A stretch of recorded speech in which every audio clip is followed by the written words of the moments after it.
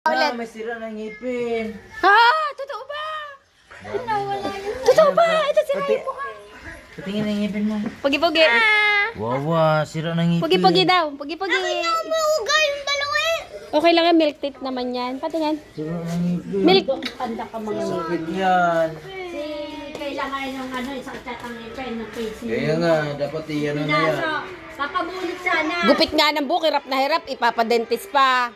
Kita mo siningang nagugupit ng buhok dahil di kaya ng barbero eh. Mabawasan lang. Papatulugin yan kung titirahin ng ngipin yan. Sige no, kapag tulog, ginanon. Daw ng ngipin niya. Oh. Di ginawa, pinaso ni Carlo.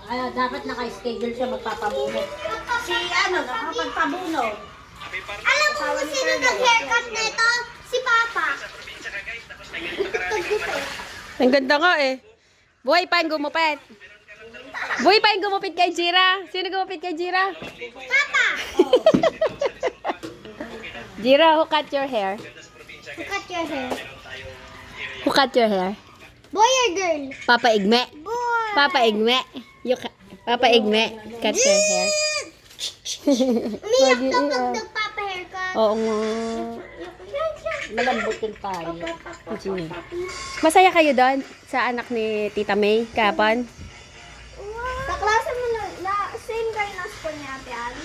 Yeah, tsaka Silang ni Casey. tatlo. Doon kami sa